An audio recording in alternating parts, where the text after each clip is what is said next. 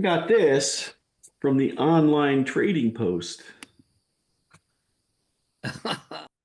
So I called Online my, trading post. Wow, nice plug.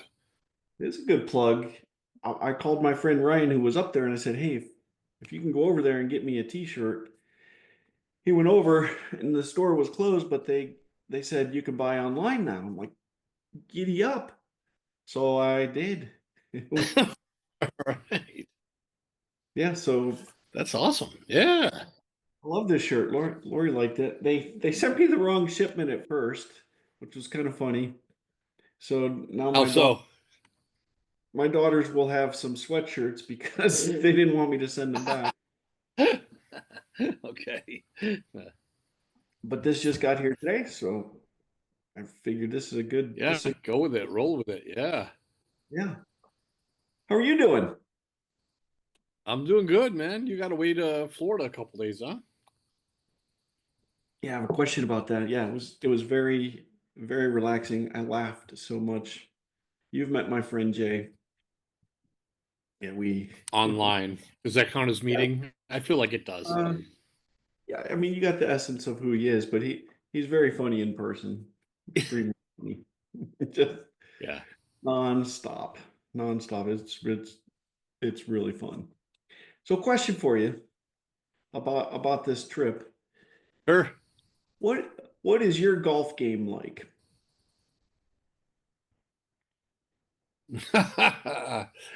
um, so it's weird because I've always I know, like I'm not going to be too humble to say that I was gifted as an athlete to do things athletically, um, but they have not translated to golf or bowling. Like maybe if I spent a lot more time playing, they would, but they haven't. And I feel like I've done myself a favor in terms of not holding myself to, oh my gosh, you should be so much better at this. I'm just not. If I a good, really good day for me, scoring wise, which I hate to even hold myself to, is in the mid 90s. Um, but I just try to celebrate my good shots. Sure. But how often are you going? Um, so I intend to go 10 times a summer. Realistically, I go three or four. Okay. It's it. Same for me. We used to live, but sadly though, before we moved to Virginia, we lived on a golf course, and I was golfing every week with my son-in-law.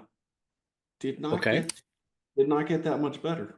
I'll be honest. I don't understand. Yeah, it's really frustrating because yeah, I wouldn't say I'm an excellent athlete in any respect, but it's just there's a certain level of it comes to you easily. Now, I'm never going to be a professional, but I can play. But golf is one of those things. It's frustrating because I want to be better. I expect to be better, and I'm not. So just I think that's one way you're smarter than me. You've eliminated the expectations, which eliminates the disappointment, right? I can't. I have a hard time doing that. Anyway, we golfed at two amazing courses down there, one of which was at the Waldorf Astoria on Disney property, and it's so beautiful. Oh my gosh. And they do kind Yeah. of they treat you pretty well there, right? They give you waters, they give you teas, they give you ball markers, and at the end, I mean it was hot. At the end, they gave us an iced towel, right? Like it was soaked in ice water. It felt so good. I felt really pampered at that place, but uh, Cool. yeah, Yeah.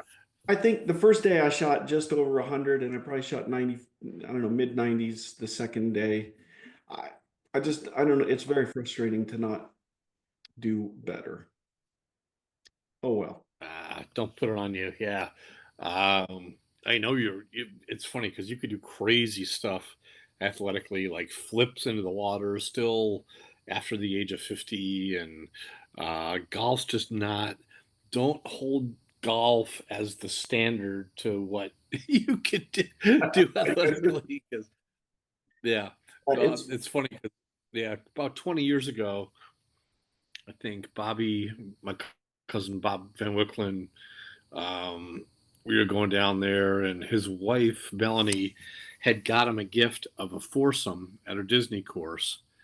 okay. Um, so he invited me and his brother, my cousin Johnny, and a Houghton friend Mike Tullio. Yeah, and so we played, and halfway through, I remember you're right. The course is beautiful, like, um, but the sand traps were in like a Mickey face, and Oh yeah. we kept, yeah, they were cute, but we kept hitting into them. It was, which is horrible. Yeah. But then we also saw some gators on the side, Oh. and like, oh, cool, gators. Are they real, or are they Disney gators? And so this is before cell phones, okay? So he thanked us for playing with him, which was our pleasure. And then he sent us each pictures of us playing. And there was one photo of like 8 alligators, just like big old alligators hanging over each other. And just, we're like, oh my gosh, I remember seeing an alligator. I didn't realize we were close to like that many big alligators. Like, man, we were in danger. Later on, he told us he got those pictures like when he went into Disney to the animal kingdom or whatever, and got a Okay. big picture of a bunch of them. And yeah, I so did go golfing one time with my dad and my brothers in Florida. Hit a ball. It went over towards some water. I walked up over the hill, and my ball is like 3 feet from the water, and there's an alligator right there. And I did decide not. really, I decided to leave that ball right where it was and hit somewhere else. Yeah, yeah, I don't remember when or where that was. yeah. That was a long What time ago. inspired, yeah, Happy Gilmore to dive in after that, which was for Chubbs, right? He went in for that ball for to. Yeah, I'm no Happy Gilmore either. Anyway, it was a great time, and I mean, it was absolutely Yeah, beautiful. you could. It was fun. It was Yeah, fun. awesome. Let's let's do get the slides going. Okay.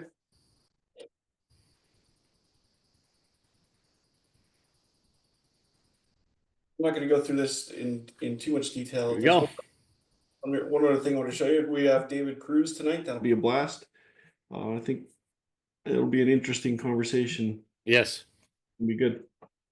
Um, I wanted to show you something. I sent this to you, but I wanted to actually put it out here.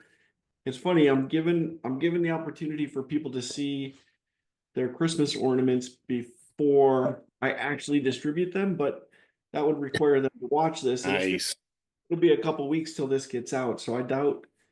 I mean, someone might see it who shouldn't, but too bad.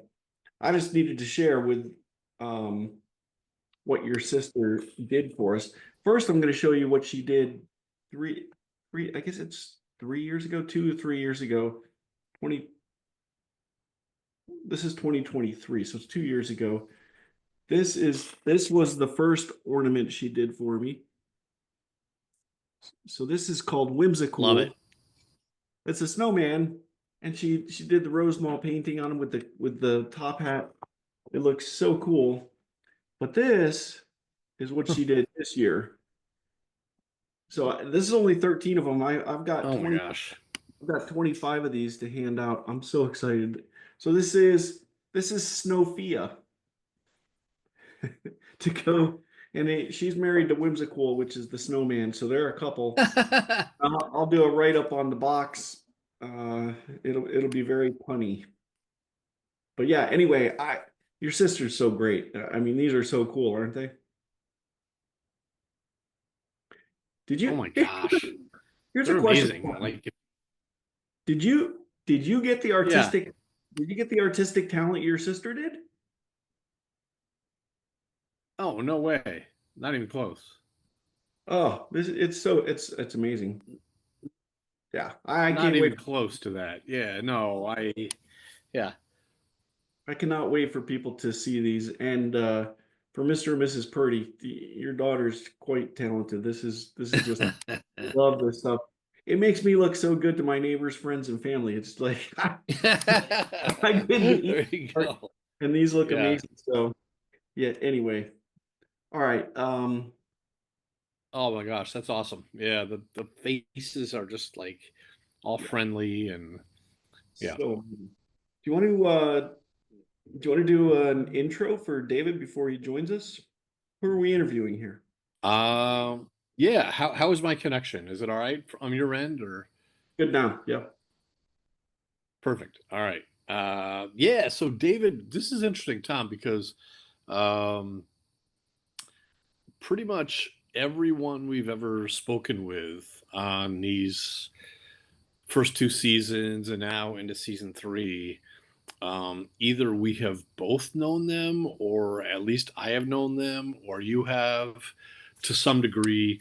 Um, David Cruse is someone that I've heard a lot about, uh, but I don't know. So, about 6 months ago, in the middle of the winter, he's from Minnesota, which you'll ask him, he'll tell you. Um, he was a guest at camp. In the he got the book, and he wrote to me that during Garrow, when my uncle Bob was night watchman, he joined him. They were asking senior staff or senior people to join them, and he joined them to try to give him support. Okay. Um, and the rest of his life, at a certain point, took an incredible pivot, and I will not reveal that right now because I want him to reveal it. But Yeah. I know he's a very charismatic person.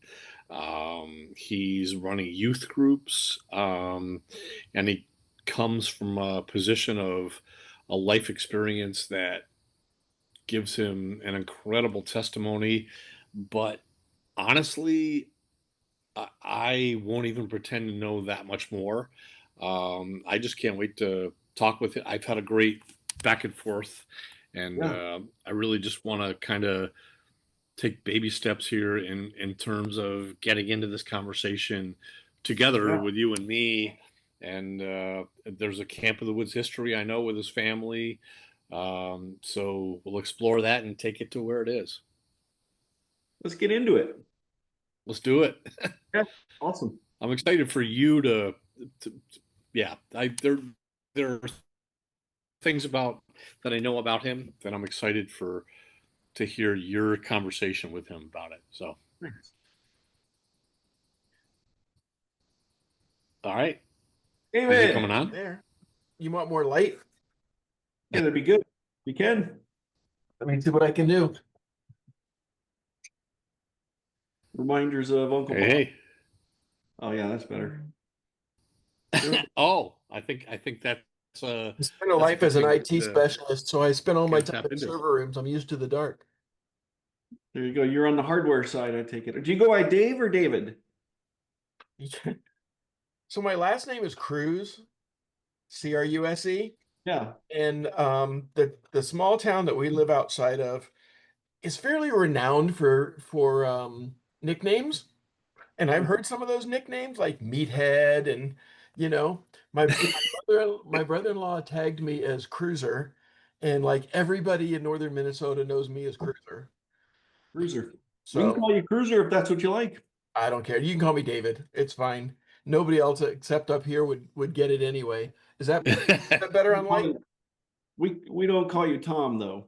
No, because he has an I in his name and all the money. And all the money. Yeah. That I just means he got all. Oh, that I does it all for you. No, it's all about I. uh, Yeah, so David, where are we calling you from then? I am in northwest Minnesota. So Minnesota is known as a land of 10,000 lakes, and I live in the quarter of it that has none. That's Oh, unfortunate. yep. Okay. So this area is they one of the nicknames for this area is called Pine to Prairie, and as we moved up here 15 years ago, like I said to a friend of mine, like why are there no like did the guys that settled North Dakota like just clear cut like every tree in North Dakota? And he's, it gives you that look like you're stupid, and he's like, no, it's prairie. Like, Yeah. oh, okay. Like, There were never trees, right? yes, exactly. It's like, you go out Okay. by the Badlands or something, and you've just got this endless rolling, you know, um, Okay. grassland. So give me the closest town that you're. We are 3 miles outside of Middle River, Minnesota. So if you look at Middle River, there's a tar road that goes out of Middle River that's Marshall County 6. And if you've ever been to the Midwest, when they surveyed the Midwest, they made sections. So a section is 1 square mile. So Okay. it's 640 acres. And so when you look at the Midwest, you just see this endless grid line of like roads Yep. that, it's really not hard. If you get lost up here, man, your sense of direction's really bad because 99% of the roads go like literally northwest, no, or north, south, and east, west. Um, Yeah, I'm looking at the map right now, and it is a bunch of squares. And I've seen yep. that flying over. I've seen that before flying over. Yeah. And there's not a lot of pivot irrigation up here. So like, like say like if you fly over parts of Nebraska, Kansas, and even Colorado, you just see the endless circles, and Yes. that's all from pivot irrigation. Yeah. Um, we really don't do a lot of that up here. It's probably But wet enough. You don't have to do too much. yep. So if you literally count 3 roads out and you look about a third of a mile north of the tar road number 6, you'll see like one residence there, and it kind of forms a boomerang, kind Okay. of, and that's like That's you. my shop to my garage to my house. Okay. So I never understood up in considering what our winters are. I've never understood like detached garages personally. Like, Yep. why? You really Yeah. hate yourself, I suppose. Yeah, it's about But I've so, never understood living there. Honestly, it's too cold. well, guys on the East Coast are like, because we were 3 miles outside of DC. That's Okay. where I spent most of my adult life, and Oh, in Virginia. And everybody on the East Coast talks about yeah. retiring to Florida. Okay. And if I went to Florida, I would slit my wrists. Because yeah. first off, I think there should be a law that you don't put that many old people in one place. Because driving there is kind of scary. It's like, Yeah, it's a little. I was just in Florida over the weekend, and yes, it's a little. yeah, I think it's the old people. Well, I was getting annoyed at some old people, but I don't think it's the old people. There's some real aggressive drivers. yeah. And it used to back in the day, it was like we used to dog out like New Jersey drivers is the worst. And then Maryland decided that they would beat that. So going through Maryland is like, doing Daytona 500. Yep. It's like it's a car you're passing. This is not a chicane on the straightaway before the finish line. Come on, dude. No, But and in Maryland they travel in threes too. I think they're racing. yeah, There's yeah. usually at least one Subaru in that group. I don't know why. I lived in Maryland for 5 years. We're in Virginia now, Oh, are you? We're in Virginia. so we're west. So we're at Lake Frederick near Winchester. Okay. Yep. Yep. Front Royal, yeah, Okay. in an old people's area. And we're in So a you're 55 yeah. plus community, so it's No, it's a beautiful, I mean, it's gorgeous out there. I mean, oh, it I love really it. is. I Yeah. used to do IT support for a energy law firm in DC, and the accountant, when she retired, moved to Romney, West Virginia, which I Okay. guess is like a really huge quilting area. Uh, Okay. and that's what she wanted to do in retirement was, um, So I'm gradually learn. I don't know a lot about quilting, but my wife's done a couple of quilts, and it's like so when you get the front of the quilt done, it's like half done because then you got to like put the batting and the back on, and then you send it through this machine that's called a long arm that moves it all around and does the scrolly stuff on the back. And it's Oh, like sounds like a lot of work. that does sound like a lot of work. You said we're gonna get into some stuff here, but just get this out of the way. You said you have a shop. What type of shop is that? It does. Hey Tom, my You're gonna have to log off again, Don? See, it's let jumping. me do that. Yeah, my connection's choppy, and I have so much to kind of join in. Yeah, let me Okay. see if that works. Hang on. Keep going. We'll get my questions out of the I know we're way. recording this, so Yeah. So, what type of It's shop just do you it's have? just a where I can go work on stuff. The building is what we built it 3 years before the house and is 40 by 70, and Oh, 30 of that 70 is heated, and then 40 of it is just cold storage. okay. So total, I'm under like about 9,000 square feet of between the garage, the shop, and the 2 stories of the house. The house is not that big; it's a 2 bedroom. And what kind of equipment you got out there? I've had a lot of weird jobs. One of them was building boats, and I love woodwork. Yep. I love taking a piece of wood that's just lumber and turning it into finding out what's in it, kind of. So I've got a lathe out there. So I started picking up wood turning about 5 years ago. What lathe do you have out there? Um, it's a small one. I've got to think about this. It's a Nova, I Oh, think. yeah. Okay. And then I found it at auction, this really funky machine that's called a Shopsmith. Okay.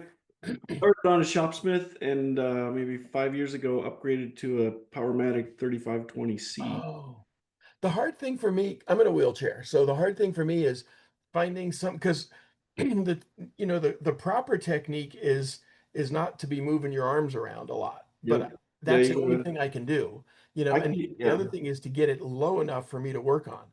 So I'm not doing turning up here, that could be ugly.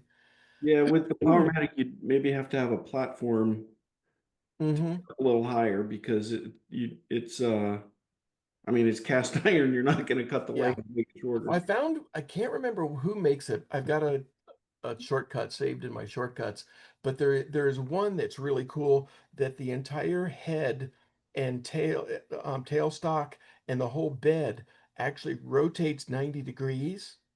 Really? Yeah.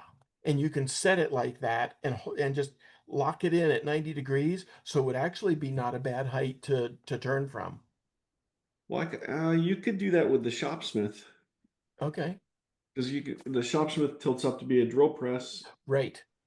You just have to have the put the banjo on like that. That would the Yeah. foot like that. That would Yeah. work. I found this at a an auction up here, and I got it for like $300. So I loved my shopsmith. I just couldn't put both of them here, so yeah, I got rid of it. yeah, Anyway, it looks like we're filling time. I have one more question for David. Just sure, please, yeah, brief no, question. When yeah. you say IT, I think you're talking server hardware yes. technician support. I Okay. was a network engineer. I built and maintained computer networks for small to medium-sized businesses, businesses that don't have the budget to employ a full-time IT staff. Okay. And I work in IT for a large healthcare provider, okay, but I have done server support. At one point I was managing about 100 servers, but now I'm on product management side. uh, So, I I yeah. kind of got this direction because I worked for Xerox for 20 years, Okay. and corporate eventually like puts you where they need you, not where you want to go. And originally, when I hired on with Xerox, I was in the field, and they just endlessly put up barriers. And they're not dumb enough to like say things like, "You're in a wheelchair. We're not going to let you go out there and do it," because then they get sued. But it's like, "Oh, your business this is the great ubiquitous like, oh, your business knowledge needs like, oh yeah." and I just realized I was never going to get back to the field. So they did they laid off 10,000 people, and I took the VRIF on that Yeah. and decided I would just hang out my own shingle. And you know what? I never had one customer that it was an issue with. And I never advertised. I was independent, just me. And word of mouth, I had more business than I knew what to do with. So, That's a good story. It's a great Okay. story. Let's pivot, Don, into Camp of the Woods. Well, hey, you're the one wearing a Camp of the Woods shirt, Tom, but Buddy, I know David has a history at camp that yeah. precedes mine, and I have so much catching up to do here. Um, and it's funny, Tom, I mentioned to you that you had not met David. It's been many, many years. I was probably remembers me as Little Donnie, and I used to help yeah, babysit you. yeah, I've heard that too. We got to get into that, but yeah, the fact that you had that IT and the woodworking in common was above and beyond even what I would have Not thought. woodworking, not woodworking, wood turning. Wood turning. Yep. It's a very small subset of it that we happen to have in common, which is very interesting. Yeah. Yeah. Yeah. Wow, that's even a better. It's the technical issues I had here, almost better that it happened because you could explore that. But Yeah. yeah, like you said, Tom, David, you reached out to me at a couple of years ago. My parents have told me a lot about you, um, but I would just love to take this opportunity. Thank you so much for joining Tom and me here. But like, take us back to your earliest days of coming to Camp of the Woods. Oh. Yeah. Well, my dad was in the Navy for 30 years, and I was born in England, and it was right at the end of a duty assignment that he had. My family was just wrapping up 2 years there, so I was born June 29th, and by August I was at Camp of the Woods. Okay. Wow. So, my mom likes to tell the story that, if you've ever been aboard ship, one of the things that you have to do aboard ship is they'll run a, a lifeboat drill so that you know where, if anything goes wrong, you know where you're headed.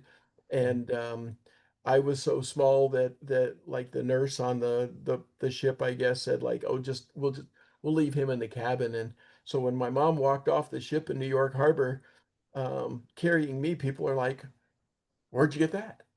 Like, so, That. yeah. But let's see. Mom was born in 2333. So I think mom's first summer at Camp of the Woods was in 1939. Okay. And then my first summer was in 1954 in August. Okay. And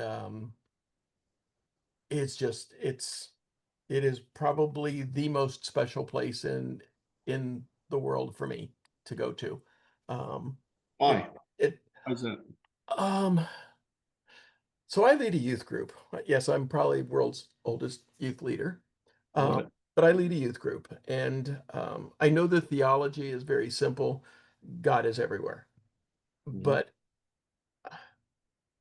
I think when you come with the expectation of encountering him and just having that special connection, um, that plays into your conversation with God. And when I get there, I'm just waiting on that's what's going to happen when I get there. And I remember Don, your grandpa. Um, you know, there are GLP-1 um, phraseologies that live in infamy. Yep. Everything from like, who will be first with a word of praise for our Lord? I see that hand, things like this. And Yeah. but just I don't know what else to call him because I can't call him anything else. Mr. Purdy for me. Yeah. Um, A lot of people called him Gordon. yeah, I wasn't old enough to do that. I went on Yeah. staff when I was 16, and I wouldn't know. I was raised to call Mr. Purdy, Sure, sure. Um, but just he always had this, he would talk about like this the hillside. And I know you've heard him say these things probably as Mhm. you were growing up, but just, how like coming up here to this hillside, this is a special thing. This is a special place. Yeah, This place is set aside for Jesus. yeah. And when you arrive and your expectation is, I'm coming to the wellspring here. Because it's a place until probably the last 20 years, I guess they've had cell phone coverage. But I mean, most of my experience in Camp of the Woods, there was like one television on all of camp. Um, Hmm. there were the payphones if you wanted to call home, Hmm. and that was it. So you also were like putting all the technology pieces away and stepping out and just setting this week aside. Um, I So unpack that a little bit for me, David. You're saying it prepares you to be worshipful or to be in communion with God. It prepares you to be educated because I mean, it's probably all of those things. all But of those things, for yes. you, anything in particular for you that Actually, my years on staff kind of spoiled me for a time because the speaker list that camp would get was so stellar Nope. that like then you came home and went like, wow, like I'm Yeah. gonna have to get in a better headspace here. Like, I love my pastor, but yes, it's exactly. yeah, yeah. But you know, uh, Yeah. and when our pastor is traveling, I fill in the pulpit, and when you start doing those ministry things, you kind of see a different side to ministry. Um, and one of the things that you realize is that if someone's going to do an 8 week um, topic and preach on it, that's going to cover 2 months, and there's no way at the end of the 2 months you're going to go like, so when I started, I was saying no, nobody's going to remember 2 months. Well, Hmm. at camp, you start with Sunday morning and the speaker between Sunday um, night service and mish meeting on Wednesday, you have 8 services. I think that's right. Yeah. So I mean, it's very easy on Friday to say, okay, we're wrapping up here, folks. So here's where we started on Sunday, and that was just 6 days ago, and here's where we've come.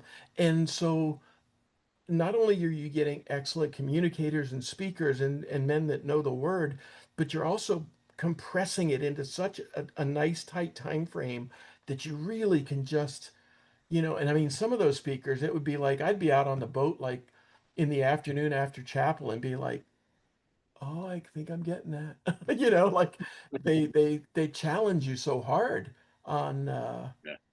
just you know the word, and it's just like there's times where it's like, okay, I know my Bible pretty well, but I'm pretty sure that verse he just pulled up was never in the Bible that I read. And it's just like, but that's God's word is alive, so that's why you read, you don't close it at the end and go like, well, I read that.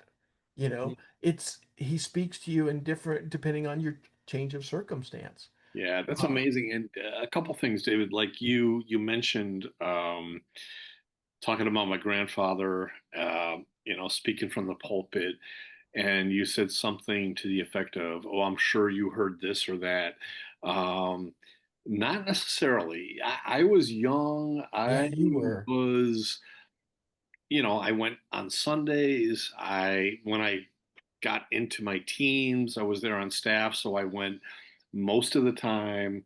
But I'm coming, as Tom and I have been doing this and hearing um, folks that were guests or more likely on staff remembering, phrases that he had.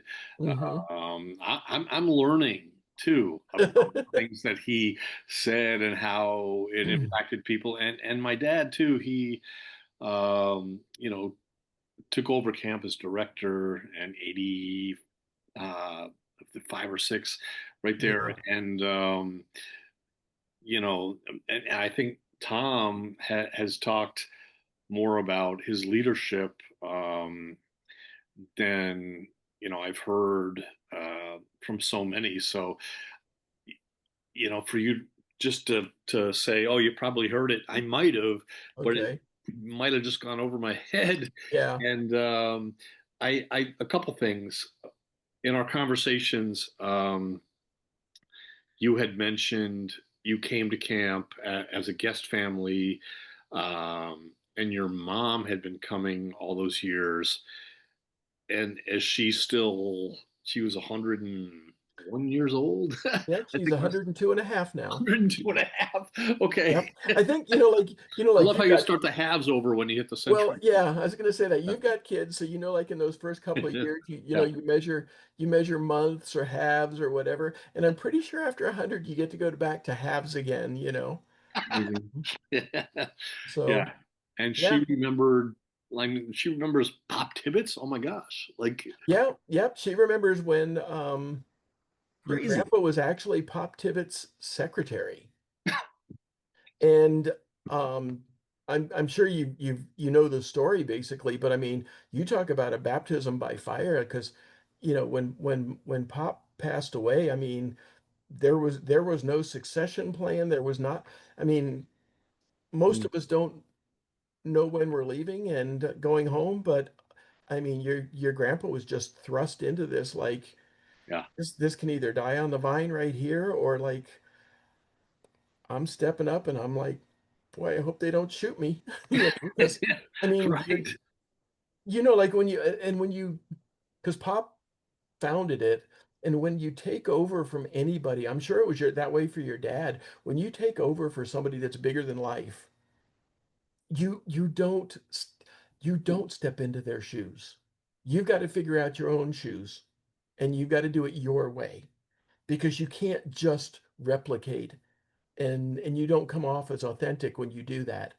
Um, Okay, but Gordon was bigger than life himself, so oh not a my big goodness. ask. Oof. And I was scared to death of him. Yeah. And I mean, I guess I was fortunate in one way because I'd only usually hear about staff meetings on Sunday nights because I worked in the TP the first year.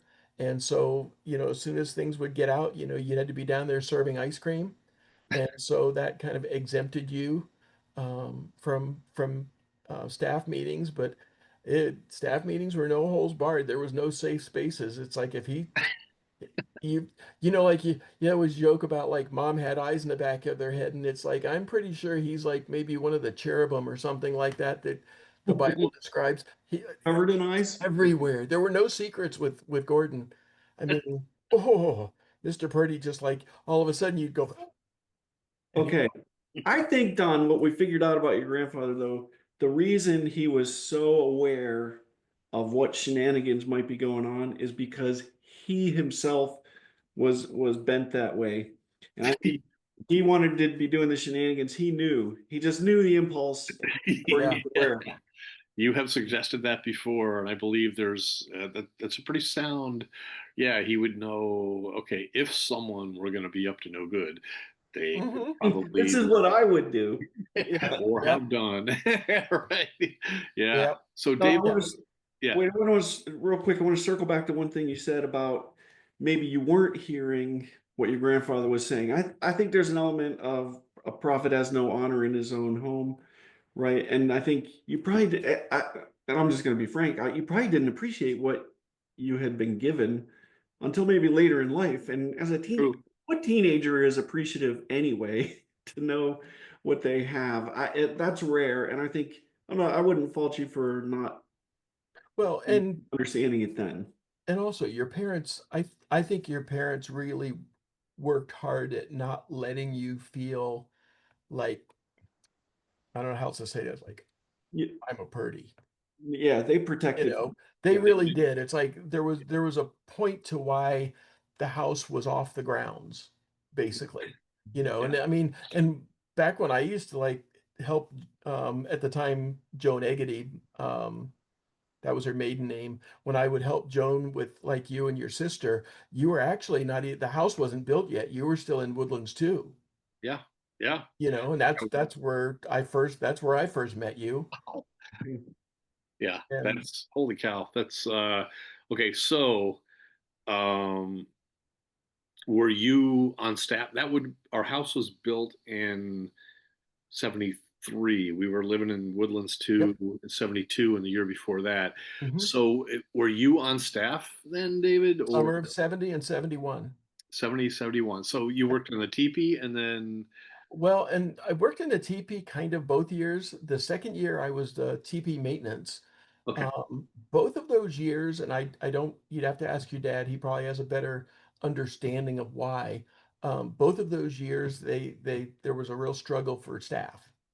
Hmm, So, like I said, my birthday's the end of June. My sister worked for your dad in the office. that's right. I heard, yeah. Yep. And, I had driven up with my mom to drop my sister off, and she roomed with Joan Eggety.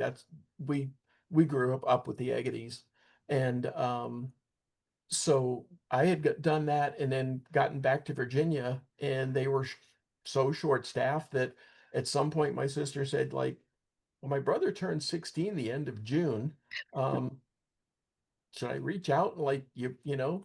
And he said, "Sure." So I took a bus, believe it or not, alone from DC through the Port Authority in New York and then up to Amsterdam, I believe. And then my sister and her then boyfriend, I won't mention names, boat boy, um, came and got me. Okay. And so that was my first year. And then the second year, I was actually like, it was kind of a lot of stuff. It was like I was TP maintenance, but at the time we used to make all our own ice cream. So part of my job, I worked all night, and then part of my job was making ice cream overnight. And then the Hmm. last thing I would do in the morning was I would go up to the dining hall with one of those decrepit little vans that we used, and hang out with Dot for about an hour while she was finishing up the sticky buns, and then I would bring the sticky buns down to the teepee. And then technically I was supposed to be done, but they were shorthanded again that summer, so I ended up doing that slash boat staff. And that Okay. kind of worked out good because then if breakfast was ready when I took the sticky buns down, I could go from there to the point and take it out to Tapawingo. All right. Done Maybe, that. yeah. Maybe, yeah, But, we've done that. Maybe snag one on the way out. And Yeah. wow, that's excellent. John, we're starting to get into some of these questions. I'm going to just go ahead and put these up on screen here. So, Yeah. David, have you watched any of our podcasts or interviews here? No, I haven't had a It- chance to watch them. And it was funny because, like, while I was waiting for this to come up, I knew the name of it, but I never had associated point with the point. Yeah, that That was is the point. Tom's genius. Yes. Yep, I like it. Yeah. Well, so we're just going to show some questions here. This is a Sure. segment called On the Spot. This is all about making Mrs. Purdy happy. That's kind of an inside joke. If you'd watched the podcast, you'd see that. It's all Um, good. we've already taken on, I think, one of these questions, number two, I think, giving us your jobs. And maybe not all of these apply, but I would love to hear what you can. Number one, I don't want to assume the answer of why you decided to work at camp, but I'm assuming there's a family legacy of either working there or attending, right? Yep. Um, Before roads got really good, the especially northern New Jersey churches really, like in the middle of last century, really supported camp tremendously, which is what got my mom there because she grew up in Hawthorne and Wyckoff, New Jersey. Okay. So that's what got her there. And Yeah. and yeah, it's always been a very special place for her. If she could pull off traveling at this point, that kind of a distance, I know she would be back there. So we're back. Okay. Well, did you read Don's book? I think I heard maybe. Most of it, yeah. Okay. Question number four. What memories came to mind from reading that? Oh, I'm not sure you want to know. Yeah, Um, we do. We You do. mentioned to me that when my Uncle Bob in 73 with Garrow, um, yep. when he was night watchman, they were looking for some senior, people little. He was 19, so and that you joined. You walk with him at night. Yep. Yeah, that And was a lot of that was really I just didn't interesting. want him Yeah, to be alone, you know. It was such a, I mean, because you did the research, it was just a completely freaky time. Um, yeah. you have walked down those before there was the lighting that's there now. You've walked down some of those paths, and walking with a flashlight, shadows can like mess with Yeah. your head, you know. Yes, right. Um, Yeah, so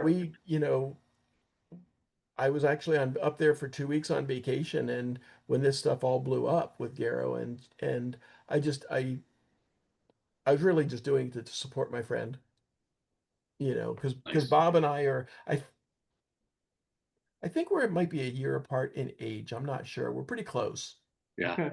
Might not be. Yeah, I was fairly young for my graduating year. I turned 18 after I had graduated high school. Um, but I think we were basically in the same grade and everything like that. And um, in the early years when we were both younger, it's like, we would goof around together. And I've been in, the house that's behind, what's it called now? Mesa, I think, Okay. or maybe it's not the house. Maybe it is Mesa now. I can't remember. So where the old office was, there was a house behind it, and I don't know what they're calling that now. But that was the summer Purdy home. Okay. Oh wait, yeah. I'm playing catch up myself here on some new Yeah. names, but so there was the house right against the Shone where the Shones were Yes. behind it, and then the Wigwam. I didn't know the area, so yeah, I believe I do. Yeah. Yeah. Yeah. Yeah. So I mean that was back in the days when they would go to Florida for the winters. Yeah. And until your mom and dad moved into Woodland too, there was no real like presence year round up there. Right. Um, and so that was the summer home before the houses were built out, behind the what's now called the Purdy Center, which was Woodlands at the time. Yep. 73. Yeah. Um, Where our house was. Yeah. yes. Oh. So, I used to hang around with him. He's I think he's 2 years younger than me. I used to hang around with Jim Hammond, Yep. um, who my sister still has a hard time not calling him Little Jimmy Hammond, kind of like Little Donnie. Yeah. Right. Well, Donnie was his older brother. Yeah. Yeah, yep. Right. Um, so yeah, I used to hang around with Bob, and I was up on vacation, and this just went crazy, and he and I were talking, and we needed to cover more area, not just have one night watchman walking around.